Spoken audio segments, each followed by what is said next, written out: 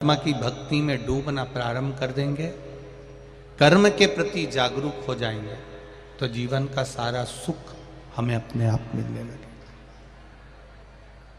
अपने आप प्राप्त हो जाएगा। देखिए, हमें दूसरे का जो दुख है वो छोटा लगता है, अपना दुख बड़ा लगता है। पर शिव महापुराण की कथा तो यहां तक कहती है कि भगवान के दरवाजे पर जाना, परमात्मा के द्वार पर जाना, तो पहला शब्द तुम्हारे मुख पर होना चाहिए, सर्वे भवन्तु। जम के बोलो जरा, सर्वे भवन्तु सुखिना, सब सुखी रहे। जीवन में किसी के दुख ना आए, जीवन में किसी के तकलीफ ना आए।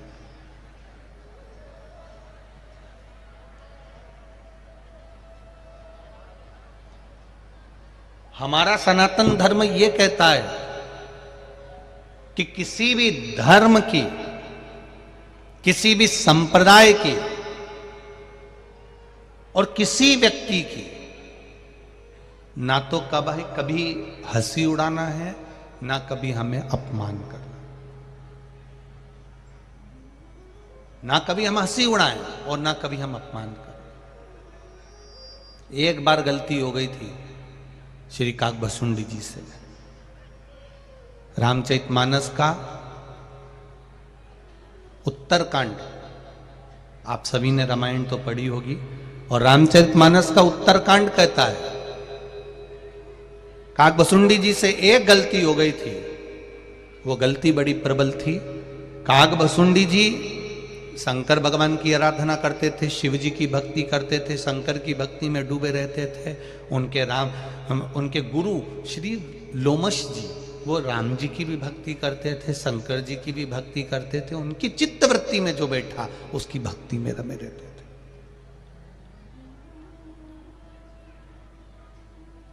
कभी कभी हमको ऐसा महसूस होने लगता है कि मैंने जो करा वो अच्छा करा और दूसरे ने करा वो सब बेकार करा।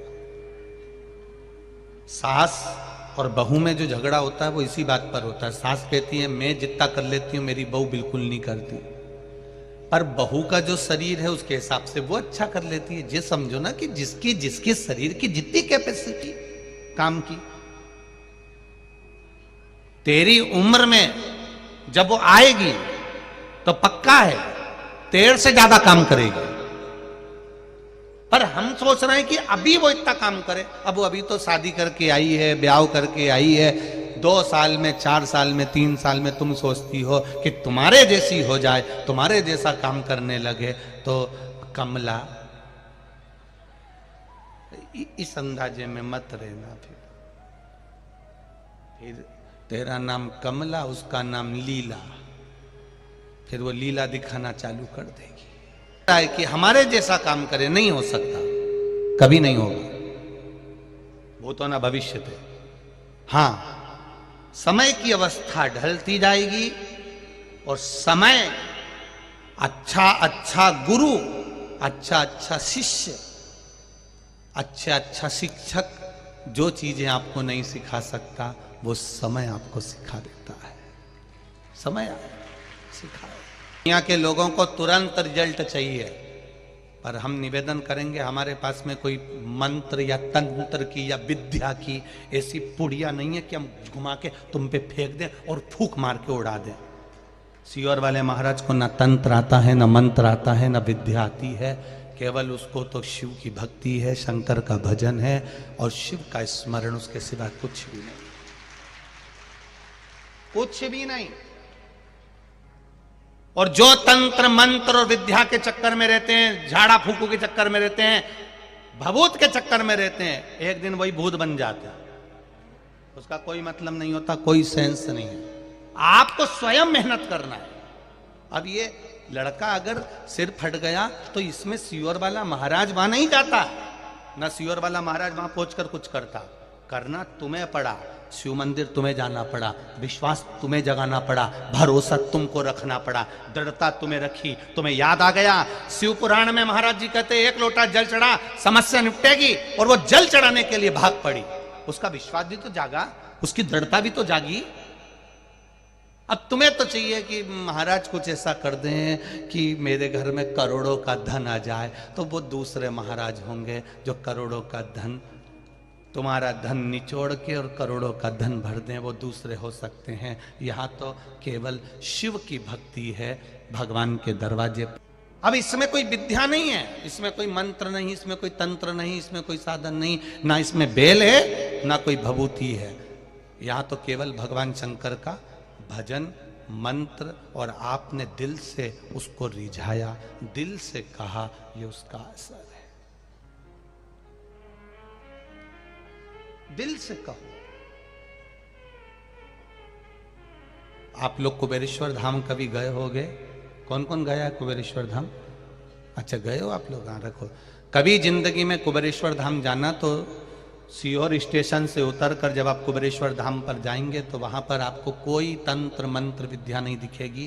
कंकर उठाओ, पूजन करो और बस भजन करो, भोजन करो, सो जाओ।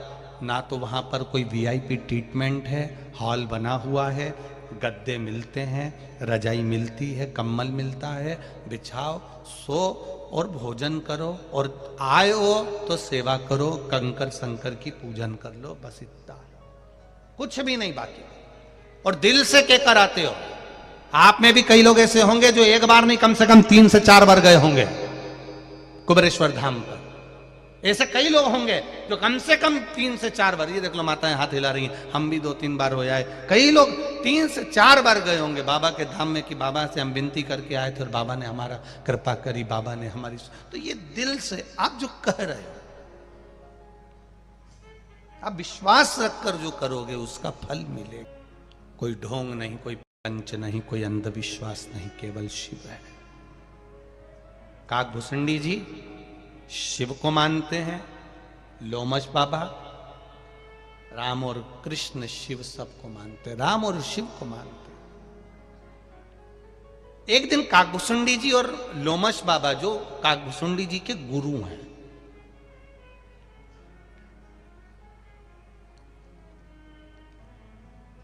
काकभूषुंडी जी को गुस्सा आ गया कि मेरे गुरुजी तो राम जी का भी भजन करते हैं, शंकर जी का भी भजन करते हैं।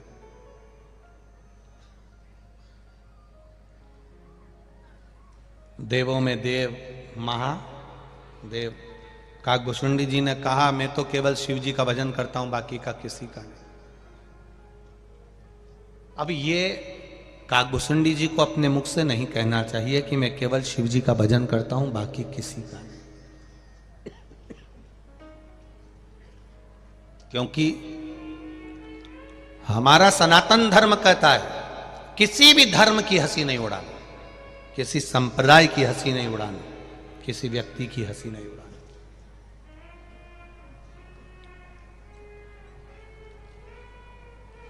हम क्यों हंसी उड़ाएं किसी की?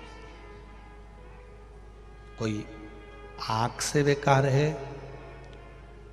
कोई जिह्वा से बेकार है, कोई श्रवण शक्ति से बेकार है, कोई हाथ से, कोई पांव से अगर विकलांग है, कोई शरीर से बहुत मोटा है, कोई बहुत दुर्बल है, कोई की बुद्धि कम है, कोई में बहुत ज्यादा बुद्धि है।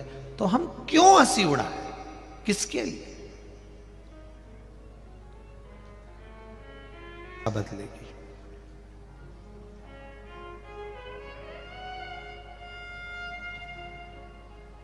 आप उसको नहीं बदल सकते, पर समय की अवस्था बदलती। जब बच्चों को पढ़ाएगी, विद्वान बनाएगी, अपना त्याग करती चली जाएगी, खाने का, भोजन का, रहने का सब त्याग धीरे धीरे करती चली जाएगी, तब वो बच्चों को पढ़ाती पढ़ाती फिर तुम्हारे जैसी हो जाएगी।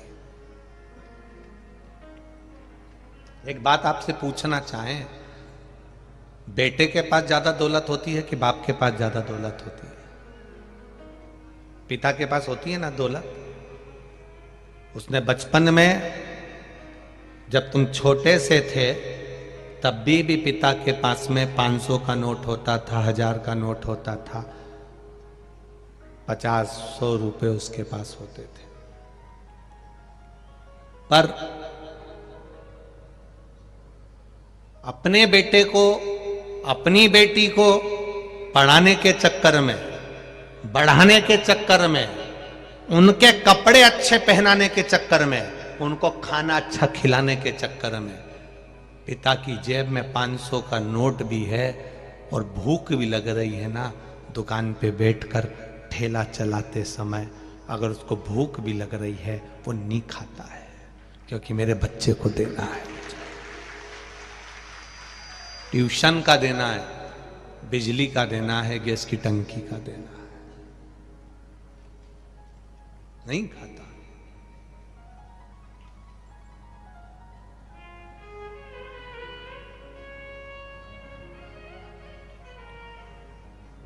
कितनी बड़ी बात आज आपको एक बताना चाहेंगे। ये छत्तीसगढ़ की भूमि पर कथा बाच रहे हैं, एक दिल की बात कहना चाहेंगे। हमारे पिता जब चने का ठेला लगाते थे तो उस ठेले को घर से धकाकर हमारे पिताजी का आंख का ऑपरेशन हुआ था। तो उस समय तो बहुत बड़ी बात हो जाती थी आंख का ऑपरेशन होना। आजकल तो आंख का ऑपरेशन के बाद लोग काम कर लेते हैं, पर उस समय तो दोनों आंख के ऑपरेशन होना, मोतियाबिंद के, और फिर वो धक्का कर ले जाएं। हम जब स्कूल पढ़ते थे तो पापा का, पिताजी का चने का ठेला लेकर जब पान चौराहे पर जाते थे और पान चौराहे पर जब ठेला खड़ा करते थे तब भूख भी लगती थी पिता को। हम खुद देखते थे कि पिताजी को भूख लग रही है, तब चना भी उठाकर नहीं खाते थे। हम कई बार, हमारे बड़े भैया ने पूछा, पापा भूख लग रही है, आप चना खा लो, तो पिताजी का शब्द होता था, 2 रुपए का चना बिगड़ जाएगा, वो 2 रुपए आएंगे तो काम आएंगे। घर का चना भी ठेले का नहीं खाता था बाप, पिता पिता होता है, पिता वो चना भी नहीं खाता था। एक बेटे की जिंदगी बनाने के लिए, एक बेटी का विवाह करने के लिए कन्यादान करना है उसको, बेटी की शादी में लोग आएंगे, उनको खाना खिलाना है।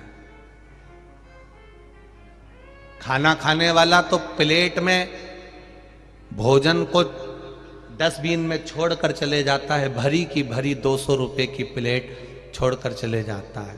पर उस बाप से पूछना जिसने 1-1 रुपया जोड़ा है अपनी बेटी की शादी के लिए कि आएंगे तो खिलाना पड़ेगा उसको।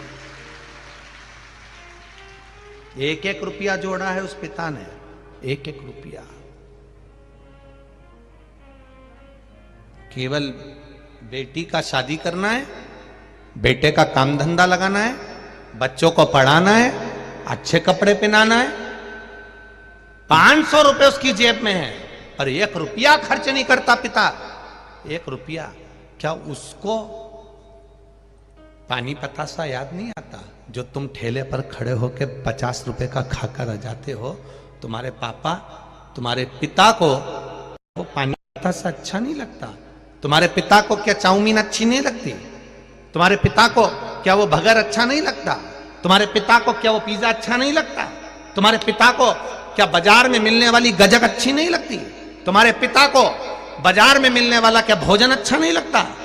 याद उसको भी आती है, खाना वो भी जानता है, जेब में पैसा भी है, फिर भी नहीं खाता है, क्योंकि मेरी औलाद को पढ़ाना है और उसका विवाह रचाना है। नहीं खाता, छोड़ देता।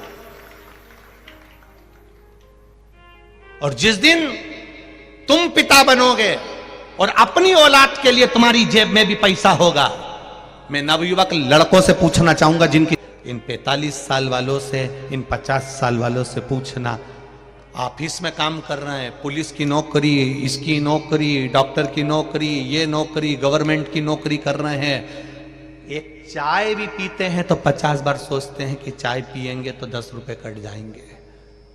छुट्टी नहीं लेते गवर्नमेंट की, छुट्टी लेंगे तो पैसा कट जाएगा। किसके लिए? केवल अपने बच्चों के लिए। और बच्चे कहते हैं पापा तुम एक प्लाट नहीं ले सके, तुम एक मकान नहीं ले सके। जरा उस बाप से पूछना जो कहता है मैंने 4 बच्चों का पेट भरा, उनकी शादी करी, उनका पालन पोषण करा, तुम लोगों के लिए करा, इसलिए मैं मकान नहीं बना पाया, प्लाट नहीं ले पाया, जमीन गाड़ी नहीं कर पाया, तुम्हारे लिए करा है।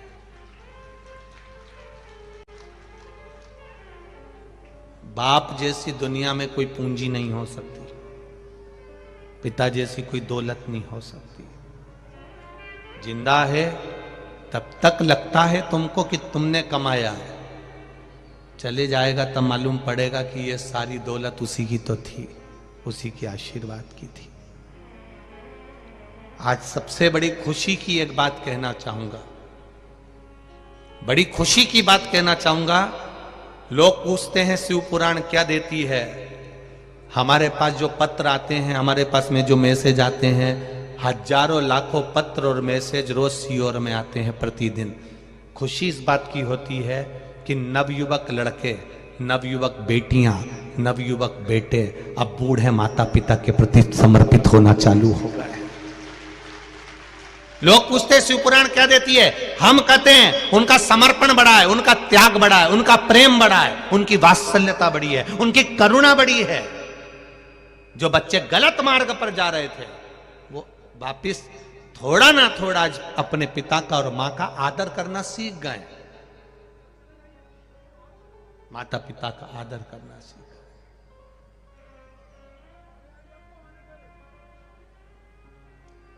शिव जी ने क्या करा था?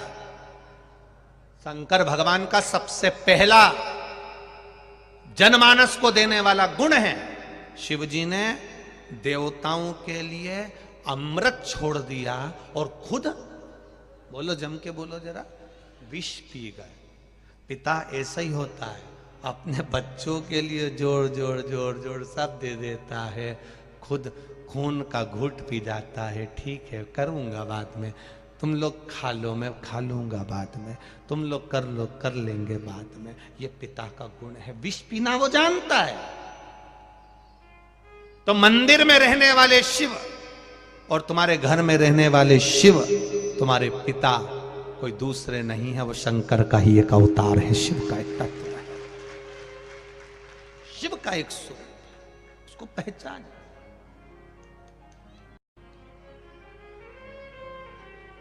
अपने तत्व को जानने का विचार करें। काकभुसुंडी जी ने गुरु का अपमान कर दिया, एक यज्ञ रखा काकभुसुंडी जी ने, और काकभुसुंडी जी ने एक यज्ञ रखा और उस यज्ञ में सबको बुलाया पर अपने गुरु जी को नहीं बुलाया, लोमश बाबा को नहीं बुलाया, क्योंकि वो राम जी की भी आराधना करते हैं, शिव जी की भी आराधना करते हैं। पर हमारा सनातन धर्म कहता है कोई किसी को भी माने। हमने आपसे भी कहा, आप राम जी को भजते हो राम को भजो, आप कृष्ण को भजते हो कृष्ण को भजो, शिव को भजते हो शिव को भजो, दत्त को भजते हो दत्त को भजो, तुम्हारी मर्जी पड़े जिसको भजो। पर कहीं अगर तुम्हें ज्ञान की कोई बात मिल रही हो, कोई सत मार्ग मिल रहा हो, तो वहां जरूर जाना। ऐसा नहीं कि मैं राम वाला हूं शिव के मंदिर नहीं जाऊंगा, मैं शिव वाला हूं राम के मंदिर नहीं जाऊंगा। दुनिया के लोग तोड़ेंगे तुमको, पर आप टूटना नहीं। गलत चीज कहीं मिले तो मत जाना, बिल्कुल मत जाओ, बिल्कुल मत जाइए। कुछ गलत मिल रहा है वहां नहीं जाना हमको, कुछ अच्छा मिल रहा है वहां जाना हमको।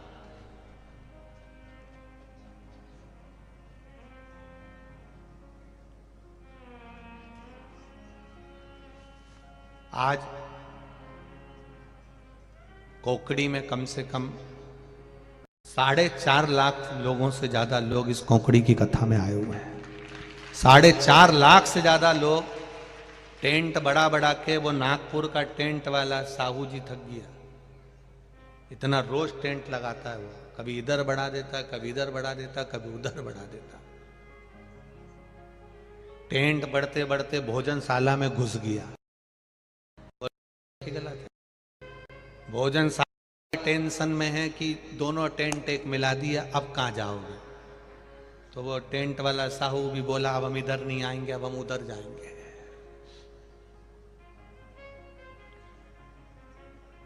कई लोग पूछते हैं इतनी भीड़ इतनी भीड़ इतनी भीड़ काहे को आ रही है? पेट्रोल तुम्हारा, डीजल तुम्हारा, गाड़ी तुम्हारी, ड्राइवर तुम्हारा, समय तुम्हारा, घर छोड़ के 200-200, 500-500, 700-700, 800-800, 900 किलोमीटर दूर से आ रहे हो। कितनी दूर दूर से।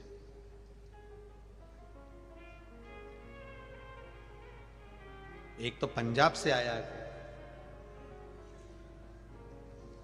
ओ कथा में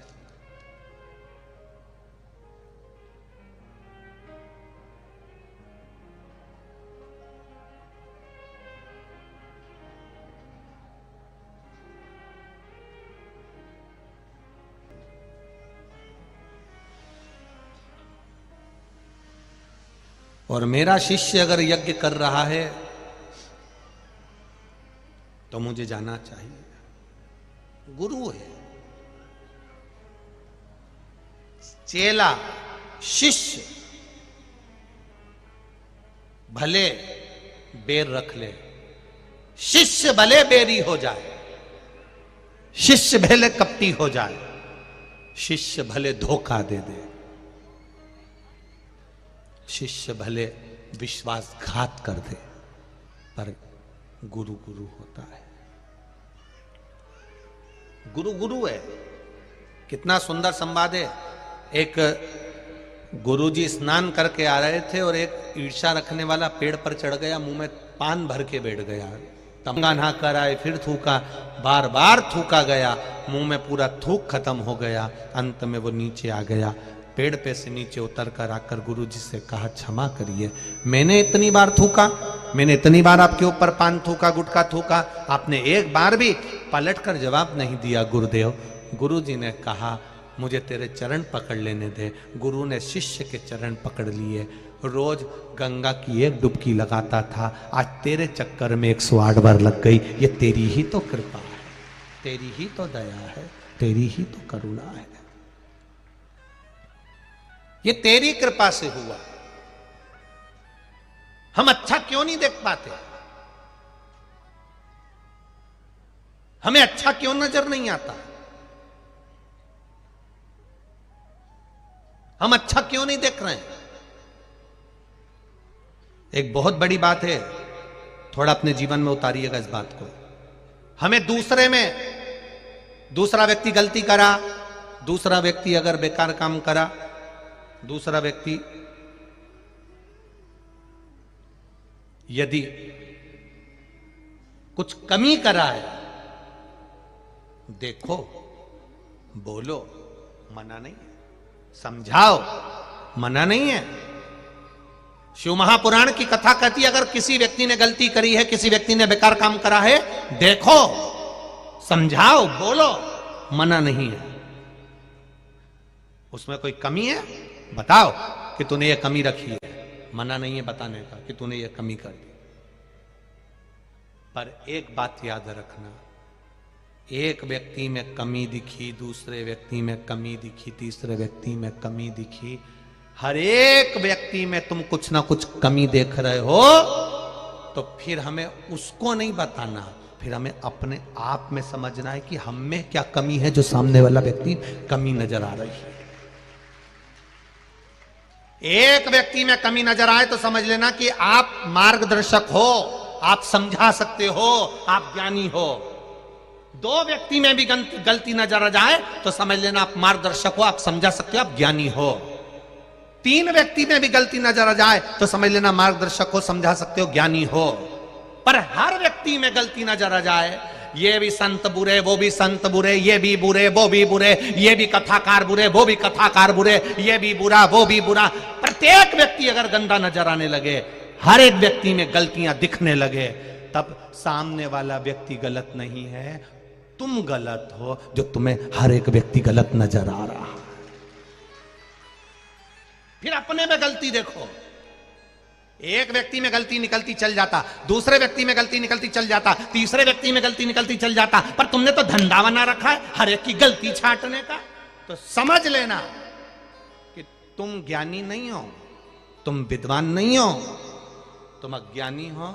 तुम में कुछ ऐसा सिम फिट कर दी भगवान ने जो दूसरे की केवल बुराई ही देखता रहता है, कभी अच्छाई देखी ही नहीं उसने जिंदगी में। वो सिम अंदर से निकालो जो फिट करी है।